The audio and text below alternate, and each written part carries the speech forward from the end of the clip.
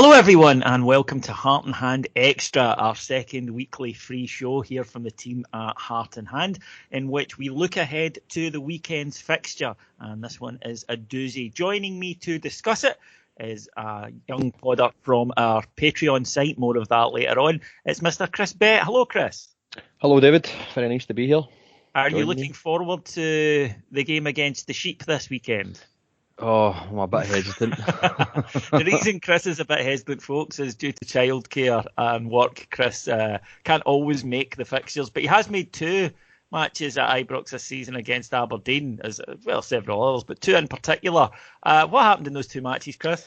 Well, we get beaten the first one, 1-0 obviously, and then the second one was a cup game. We get beaten that 2-0. So, as I said on Twitter, put your money on 3-0 Aberdeen.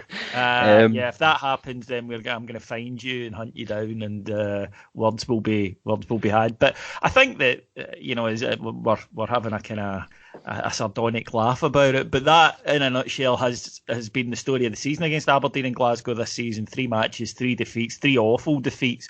Not only were we beaten, we never really looked like scoring. It wasn't like you can say, our keepers had a great game, or we just missed so many chances. We just really haven't turned up in any of them, and they've been incredibly disappointing because, of course, 2 of them were cup games, and they ended our chances of silverware this season.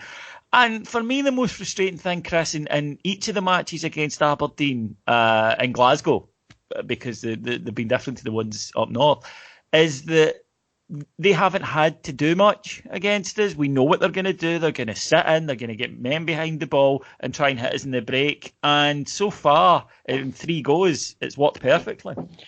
The 1-0 defeat at Ibrox and the 2-0 defeat at Ibrox are very similar. Early goal by Aberdeen, and then you just knew what they were going to do. Sit in that lead and defend not even defend for a life, because we didn't really cause them much problems. It, yeah. But just sit in and be compact and hard to beat, and that's exactly the story of the 2 games at Ibrox. The game at Hampden, I thought, was probably our best performance in Glasgow against them, but even then we didn't really create much.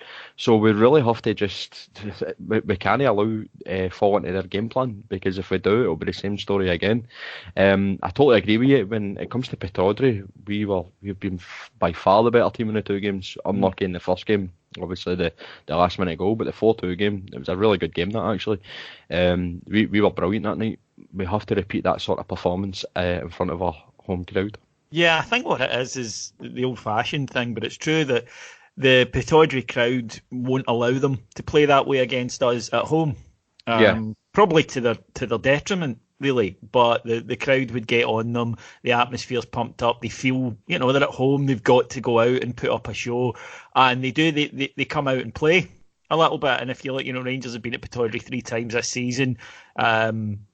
A draw in the first match that we should have won despite having 10 men for 80 minutes. Beat them 4-2 in the league, thoroughly deserved. And then a 1 each draw where I think Rangers probably were a bit fortunate. But these were completely different to the games that we saw in Glasgow. In Glasgow, without that home expectation, Aberdeen have been able to, as you say, just sit deep, sit with a 4-5-1, invite Rangers to come at them. And what's been disappointing for me is in all 3 matches, Rangers have got sucked into playing Aberdeen's game, as you said. By that, what I mean is the games have become fractured, loads of little fouls. Aberdeen are very, very good at, if anyone comes near them, they drop like a stone, and yet they put in challenges themselves. And in both the games that you mentioned, when Rangers had gone down to goal early, breaking up the play was good for them. The fact that they could continually, and they would either go down themselves or they would have wee sneaky fouls, and they would break up the play, which got the crowd frustrated, which got the Rangers team frustrated, and we got sucked into that rather than actually just playing our football. And then tactically, though, where I was really disappointed with Rangers in these matches it's been the same shit all the time, and it hasn't worked, and yet we've continued to do it, which is get ball, square passes along midfield, eventually knock it out wide to a winger. They would cross it in. It would either get blocked or it get headed away. The whole pattern would repeat. And we lost whole swathes of the game doing this, with Aberdeen centre-backs quite happy to go, sure, we just need to head this away, against really one striker in Alfredo Morelos in the 2 games at Ibrox. It became just repetitive and boring and easy. Well, That's what I was going to say. Like Andrew Considine and Scott McKenna, they will head the ball all day, every day for the rest of their career if they had to, and that was essentially our game plan when we're playing them in Glasgow. And I include Hampden in that: get the ball out wide to Kent or Candace, stick the ball in, and then they would just clear it away. And it was so frustrating. I mean, the way Aberdeen have played against us in Glasgow, it is frustrating. It is not. It's ugly to watch. It is, but I don't really have a problem with it because they're playing to their strengths. It's up to us to do something to break them down. And they're not a very good team when you go through them. But see when you're going to go out wide and just cross balls in all day, they'll just eat that up all day long. And that's where we have to kind of change it up a little bit. Absolutely. And Rangers have done that, I think, in the last few weeks. Maybe it's been necessity, I don't know. But with Alfredo Morelos' suspension and Jermaine Defoe coming into the side, Rangers in our last 3 matches have changed the style somewhat. Scott Arfield has been given a new role, one he seems to be absolutely revelling in currently. And Rangers have played a lot more through the centre, and we've been a lot quicker with our possession. We've looked to get it forward quicker, but not maybe constantly wide as much, and we've varied our play. And I think that we came up against a team in Hearts who have a similar back line, I would say, in that they've got the giants in the middle there, and Suter and Berra, both excellent defensive headers of the ball. But Rangers have, because we've mixed it up, we've even managed to get success against them from set pieces, because unlike when we were playing Aberdeen earlier in the season, they knew what to expect. They could set for it confidently for 90 minutes and just do it. And that's for 270 minutes as it turned out. Whereas against Hearts and the games in recent weeks, what we've done, I think, very well is mix up the threat, which is, we do occasionally still have the ability to go wide, but then you've had Tavernier coming in breaking, you've had Arfield getting into the space between midfield and defence, you've had people shooting from distance, you've had Ryan Jack breaking on, you've had Defoe's movement, which is a completely different thing to what Morelos offers. And I think that if ever there was a game where you're thinking, well, thank goodness we've been trying something different recently, it's this one. Yeah, and Scott Arfield's going to be so important. As you said, his new role in the team that he's found, I think that has got to be his position going forward now. It would be just mental if we were to change that back with him just sitting in the middle. He's sort of kind of playing off from the left. And I would keep him there. I know Ryan Kent's coming back, so what I would actually do is I would take Candace out and put Kent in the right. I don't know if I'd be interested to hear your opinion, but do you think Arfield would be as effective if he was to play off the right as he does on the left?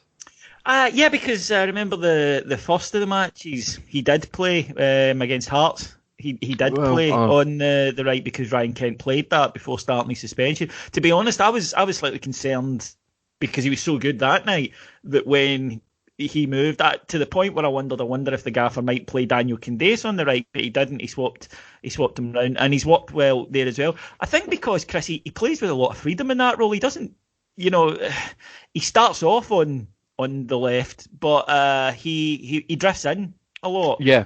And I think he can be, more importantly, I think he can be as effective on either side, but I think you can swap both of them. Yeah, it will be interesting to see what he does. I think no matter what, I think Kent has to come back in for Candace, and that's no slant on Candace. He's done okay. He was a little bit frustrating against Hearts, but he done some good things as well. And that's just Daniel Candace for you. I think you've said repeatedly, David, that if Daniel Candace done the good things more consistently than not, then he wouldn't be playing for Rangers. So we have to accept that part of his game. But with Kent, he just gives you something different to what Candace does. Maybe Kent isn't as hard as a harder worker than Candace. I don't think anybody is. Well, why? That's true. And there is obviously that slight concern with Tavernier not having Candace covering them. But again, I don't think Aberdeen are that kind of team where you have to worry about that. So I would certainly drop Candace for Kent just because he gives us something different. And Arfield, as I said, that role either on the left or on the right, well, you're absolutely right. He does have the freedom to kind of move along the line, going for the left, centre to the right. That has got to be his position going forward now. Arfield is a brilliant player. I've always liked him. The frustration I've had with him is two things. His injuries and fitness isn't always there, so that's been frustrating. And second thing, when he is in the middle, he does sort of kind of drift out the games a little bit and he isn't as effective. Whereas when he's kind of playing up top off the striker, he's always there or thereabouts. So it will be interesting to see if he keeps it. As I said, certainly moving forward, I think that should be Arfield's position until the end of his Rangers career, if I'm honest with you. Because what is it? 5 goals he scored, is it? In the last Yeah, couple of... he's 5-3, and the reason that I agree with you totally is that I think that when you play him, firstly, it's not like playing him there keeps somebody like an undroppable player out the side. You know what I mean? It's not like if you decide to play him right or left, that you then go, but where are we going to put him? I think there's no outstanding candidate there. So then it's a case of when he plays in midfield, I totally agree with you, because he's one of a 3, he's got to work harder defensively. He has to, and he has to go, and he does. You know, you never can say that he doesn't give you a shift, but he goes back a lot deeper. You see him a lot more in front of the back 4 at times, you know, helping out. Whereas with this, we have the 3 in behind him. We've got Davis sitting deeper, and I think he's finding his position now as well. And then you've got 2 guys in Kamara and Jack, who are both athletes, who both have got terrific engines, who both got good mobility around that midfield. So it allows Scott Arfield to concentrate on what he is, you know, wants to do, what he's best at, and that's attack. And the other thing about it is, because he's up there and doesn't have to keep dropping deep, he still has the ability that makes him a decent midfielder. He still can put in tackles. He still can close people down. And we've got goals from that recently with the Rangers players snapping into the challenge. One of the things I've thought in the last few weeks, Chris, was the manager had spoken at the start of the season about the fitness training that they were doing both there and in Spain, and that it would, you know, you would see the effects of it late in the season. And the last few weeks I have. And I may be, you know, obviously wrong or mistaken, but I've thought we've looked fitter than the opposition. And I would even include, if you look at the Celtic match, you know, we'd 10 men for an hour and you couldn't tell in the second half. So yeah. I think there may be something in that. No, definitely. I think, I mean, we've all got the battle scars really for the last couple of years. You look at last season under Murray, we get beat 3-2 off Celtic at Ibrox, and we just fell off a cliff. How many has expected the same thing to happen after we get beat at Parkhead? I totally expected it. I thought, right, this is it. We're just going to fall away here, and it's going to be patchy form at best. But as you said, at Parkhead, down to 10 men, we were by far the better team, certainly in the second half. We clocked up the miles. The game after that, it looks as if we weren't affected at all by playing basically the majority of the game with 10 men. And then last week, we had Motherwell at Firth Park, and then last week at Hearts, we just looked absolutely a really, really fit side. Compare that to the last couple of years, it is really night and day. So, no, I can totally see where he's coming from that. And not only that, the fact that it's benefiting them now, getting into pre-season, they're only going to get fitter again, because they're now used to the regime. So you would hope you'd see even a more improved fitness from everyone for getting into next year. Definitely. Now, the main story of this week since we last put out a show was obviously Rangers had taken on Liverpool under-23s in a bounce match at Ibrox, which, you know, can happen. But it was quite an experienced Rangers team. A lot of what we might consider fringe players played, and a lot of what we might consider fringe players played really badly, because the experienced side was down 4-0 to the Liverpool under-23 side, when at half-time the Rangers coaching staff made 4 changes, brought on a raft of youngsters, and they changed the game, with Rangers eventually coming back and drawing 4 each. 2 goals from Dapo and Bude, a goal from Glenn Middleton, a goal from Josh McPake. Now, the manager then had an interview on RTV in which he called the first half performance embarrassing and sung the praises of the youngsters. And this has led to some speculation that there were a few of the players in that team that started against Liverpool under-23s who perhaps have worn out their welcome with the manager. Now, it was a very strong team on paper, Chris. There were a lot of guys who we have seen in and around the first team squad this season. It would appear that, given the amount of recruitment Rangers are doing, because on top of, as we all know, we're out for 3 or 4 quality attacking players, we are bringing in Bosmans and, you know, younger signings, etc., to fill the squad. It looks as though there is going to be a bit of a clear out in the summer of some of the guys who maybe haven't had the impact that we might have expected. Yeah, I think the writing's on the wall for some of them. That's what I took from the interview with Gerrard. Namely, and I might be harsh here, it might be harsh here and I single this guy out, but I think like your Kyle Lafferty's, they're the ones that. That was the one that jumped to my mind as Yeah, well. Yeah, yeah. certainly myself. Yeah, I think the gaffer's now kind of at the end of his tether with him. Looking at it, right. I was a little surprised that he called him out because it was just a kind of bounce match and stuff, but I think he's absolutely right to do so because getting beat 4-0 at half time with the squad we had out, fair enough, the Liverpool under 23s probably still had a stronger squad just because of the quality of their youth team, but the fact that our young boys changed the game in the second half and we managed to salvage a draw from that, I think that kind of says it all for me. It does scream attitude, yes. And if Lafferty's sitting on the bench, how much he's on a week, not really contributed at all this season. And you can get young boys like Dapo and Stephen Kelly. They can come in straight away and probably do a better job than them. So it's I think a few other careers with Rangers will be at an end in the summer. I think Doran's played. I think he'd be the only one that I would excuse because I think he's not kicked a ball in about a year. No, and that was great to see because there were rumours beginning to circulate that maybe, in fact, his injuries were so serious that he would struggle to play again. So to see him back in the side is great. Just even from his own point of view. There were, as I say, a lot of first team players: Andy Halliday, Lasana Koulibaly, Joe Worrell, the goalkeeper Wes Foderingham, Kyle Lafferty, as you mentioned. There was a lot of experience in this team, and I think for guys that haven't been seeing a lot of first team action, even when the side hasn't been playing well, that he's not looked to bring them in. To me, speaks volumes. But you're right, let's look at it from a positive point of view and say, we had 4 youngsters who were given the opportunity to go and impress the manager, and they did so. And I love that because that's huge for young guys that you might not get a lot of opportunities at a big club, obviously, because it's harder to get them. So when you get in front of the gaffer, when you get in front of the guy who makes the decisions, you've got to grab that opportunity. Glenn Middleton last summer did it. Now, I know he's maybe fell off a wee bit recently. That happens with young players, but he got himself into contention because he took his opportunity. And I'm delighted to see that some of these young guys are going, right, I'm going to show you that I'm a better option than him. I love that attitude. Yeah, and it's also the same interview with Gerrard. He did say, I don't care if Rangers win the Reserve League or not. I'm all about finding the next Ross McCrory or Glenn Middleton. So he's put the two boys as a sort of kind of benchmark for the younger boys to kind of reach their levels. So I'm really excited about the current crop that we've got because it seems to me that they are impressing every week. They're winning more often than not. You always see one or two standing out, the same name, like your Stephen Kelly's, who's the young boy, Dallas, is it? Yeah, Andy Dallas. Yeah, McPake as well, and Dapo. His name's been about for ages, it seems. And I think these boys can see a pathway now to the first team because of Ross McCrory, because of Glenn Middleton.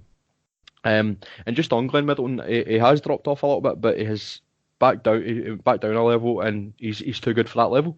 So yeah, he's scoring left. Yeah. I think he's got some like 8 in the last 5 reserve games. Yeah. So that shows that he's probably had a little bit of a brick wall with the first team, but he'll push through that. That happens to young boys. He's been down to that level. He's realised, well, I'm actually better than this, but his attitude could either be, I'm not going to ball him arse here, or I'm going to show that I'm too good, and he has shown that he is too good. So it'll just be a matter of time before he is in the first team again. I agree, and I think that he got a few minutes last week, and I think that was a reward for, as you say, going and showing the right attitude when he went back down a level. Not, Billy Big Boss, I've been a first team player, I shouldn't be here. He went away and he rediscovered his form, and hopefully we'll see him get a wee bit of time before the end of the season. Now, just before we finish up for today, Chris, the one other major thing I think that this came out this week happened today as we record, which is Thursday, and that was the leak of the new kits for next season. Official kit. Rangers will have, obviously, a blue home kit, but it's a red away kit and a black third kit this season. What are your initial thoughts? Obviously, it's not the clearest of images, but I think you can tell pretty pretty well what the strips are like. What's your take on them? I really like the home top. The red top, nah, kind of hit and miss. I do like a Black Rangers top. I think the Black Rangers tops in the past have been pretty smart. This one's got sort of kind of a blue lines through it. Might be purple, I'm not too sure, because as you said, it's not clear. But certainly the home top is one of the best I've seen in a while. I might be overestimating it here, but I really do like it. I think it's for those of you who haven't seen it, maybe perhaps haven't seen the images if you're not on social media. If you imagine the 1983 kit, the one with the pinstripes, without the pinstripes, that's this kit. Yeah, and I also like the fact that the chevrons aren't down the side now; they're on the shoulders, and small detail, but the Hummel badge is actually the logo instead of the name. I like that as well. So, and there is rumours it's a little bit unclear that the badge isn't stick on this time; it's embroidered. Yeah, which, look, I get it. The whole point of this is, well, players don't have this because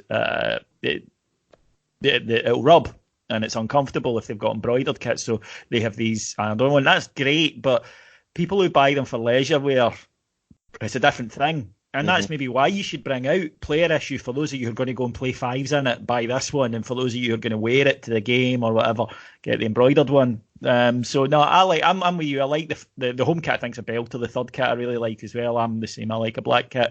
The red one is pretty bland, in all honesty. It's just a red top. It's plain. I don't mind it. I don't think it would ever become a favourite, but I do think it's smart enough. I like all three of the kits. Looking forward to when they go on sale. Okay then, folks, thank you very much for joining us. If you want to hear a little bit more from Chris, then sign up to our Patreon site. It's just $1.99 for 1 month, and trust me, you will thoroughly enjoy it. It doesn't go up after that, still just $1.99, and there is tons and tons and tons of content, including this week. You may have read in the papers about comments from Colin Hendry. Well, you would have heard it because it came from an interview we did with him, which broke on Monday morning. So why bother going to the press when you could just come to us and get the news from where they get it anyway? So Chris, thank you very much. Can I have your prediction for Sunday, please? I think we'll win. I honestly do. I think we'll win. I'm fearful of a defeat, obviously. Because you're not getting back. I think Aberdeen will score as well, so I think it'll be 2-1 Rangers. I'll go 3-1. Yeah, I agree. I think we'll get one and then we'll go on and do quite well. So looking forward to it. And hopefully when we're back on Monday, we have got a good home result against Aberdeen finally this season to discuss. Thanks to Paul Myers and to Mike Lee, our producers, and we will speak to you again on Monday. Till then, take care and I hope your team win. Bye.